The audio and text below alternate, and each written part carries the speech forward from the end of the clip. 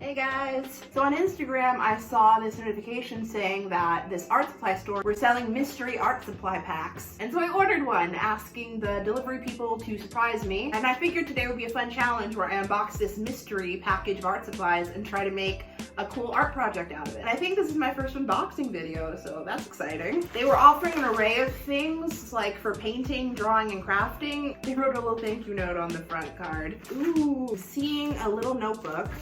There's bubble wrap.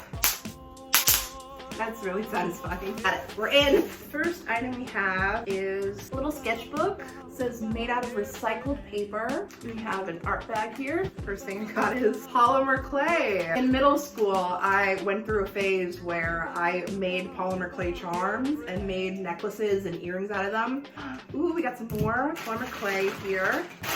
And I have some markers here. This is a coloring brush pen, and we have a Deco Color opaque paint marker in light blue. I think we have the potential to make something very interesting here. It's a nice set. They're all very complementary to each other. I'm gonna have to think hard about what we can do with this. So while I figure out what I'm gonna draw, I'm gonna start tearing off little bits of this paper and arrange it so it makes one big piece of paper that's kind of cool and collaged. I'm then arranging them in a cool but haphazard way and then sticking it with tape. Let's talk about drawing for a second. I'm pretty amateur at it. At first, when I was younger, I thought I was gonna be a professional artist, even though I didn't really know what that entailed. In middle school, I went to a magnet school and I was in the arts and technology magnet. So I had classes where I would do drawing and I would make films. At that point in my life, I wasn't 100% sure exactly what I wanted to do. I knew I wanted to be creative and I knew I wanted to do something in the arts. And so I kind of did a little bit of everything back then.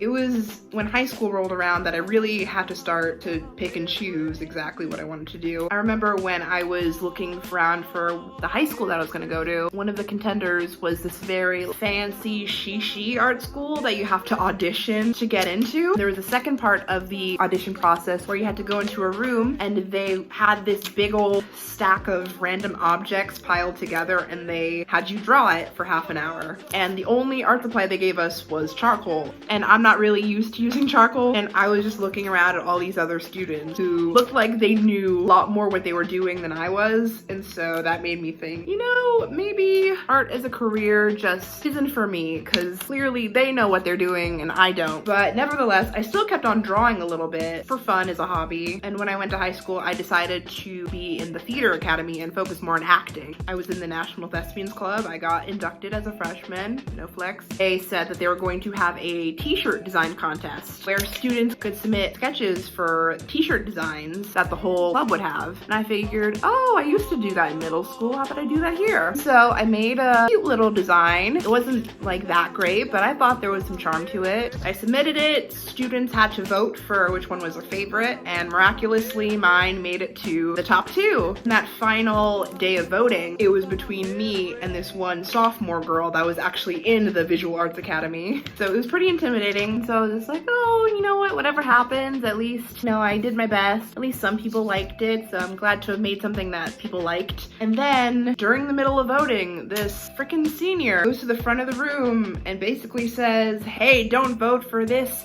t-shirt design. And he called it like High School Musical bullshit. And he's just like, we're in an art school. I mean, come on. And he said that in the middle of the club in front of everyone. And I don't know if he knew that I was the artist who did that one, but like I was right there when he said it. And as a very scared little freshman, I just was completely mortified. And after the club meeting was over, I went into the bathroom and I cried. I went to PE class, cried a little bit more, went back to the bathroom, cried. And I understand that like some people are not gonna like your art. I just feel like that's really wrong and really awful to do, especially if you're at an art school with other people who are artists. You should be empowering people or giving constructive feedback instead of just blatantly insulting them. It just feels really heartless to me that he did that. And I think I've moved past it, but I still think about it sometimes and I still like kind of hate the fact that I didn't really say anything. I just shrugged into the corner and held back my tears. Now that I have a platform, I just want to say,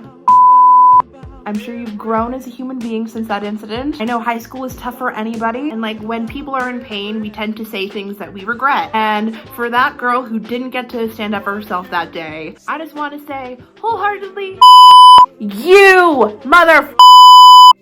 You're probably wondering what I want people to get out of this. I just needed some catharsis from that whole experience, and maybe hopefully people can get a life lesson out of it. If you like doing something but other people are judging you, or you feel like you're not good enough, don't let that stop you. Just keep going and make sure to just always find the fun in it. I draw for me and not to impress anyone else. I don't expect to like make a big career out of it, but I just do it because I like it and it helps me develop ideas for stories. This is what we got so far. I think this is gonna be good enough to make a big drawing. I hope you're flattered I did my makeup just for you guys today. I took a very important break from my art project to venture outside to Petco to get a furry companion to keep me company in quarantine.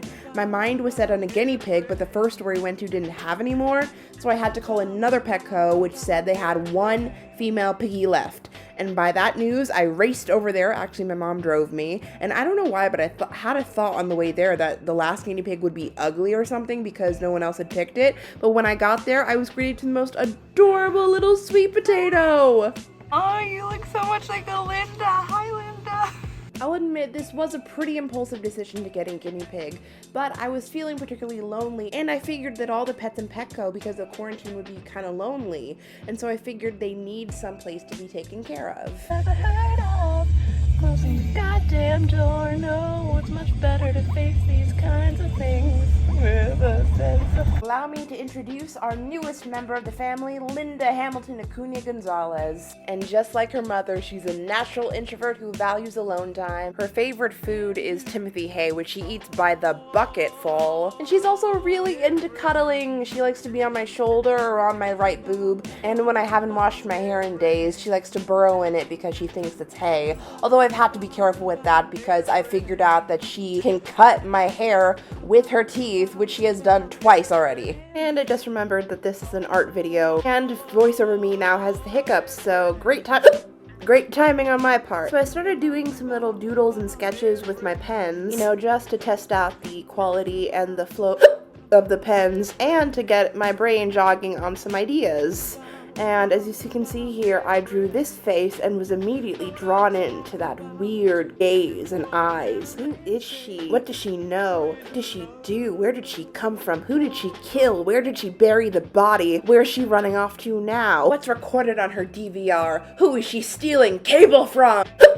Okay, so once I got all those questions answered, I went in on my paper and did a rough sketch just to get a sense of where I wanted to put the body on the page and to see how much I needed to fill out. I ended up making my character like a freak show alien fortune teller. She's just got that look in her eyes that says, I know something about you, and I know for sure when you're gonna die. After the rough sketch was done, I went in with my darkest marker, the deep purple, and I outlined the basics of the sketch. Then I began to fill in the rest of the sketch with more of the markers and colors.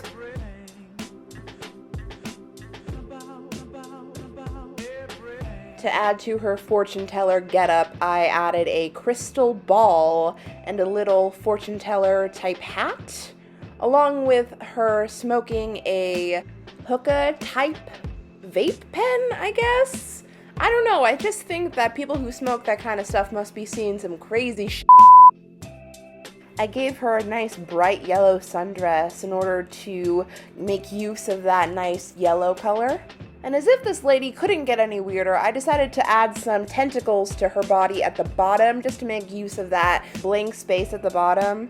And I just realized that with the crystal ball and her tentacles, she kind of looks like the daughter of Ursula. That'd be a cool spin-off of The Little Mermaid, where Ursula's younger daughter moves into a freak show on an alien planet. What am I even taking? I'm not taking anything. This is just how my brain works. And for the final touches on the piece, I decided to add a bit more of that old-timey carny vibe by making some posters in the background, like She Knows Your Future and See to Believe.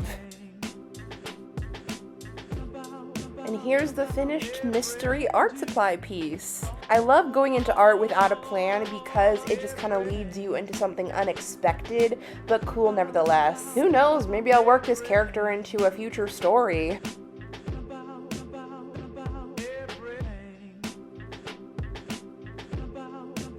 Thank you guys so much for watching. Remember to like, comment, and subscribe. I'll see you guys next week with a new video.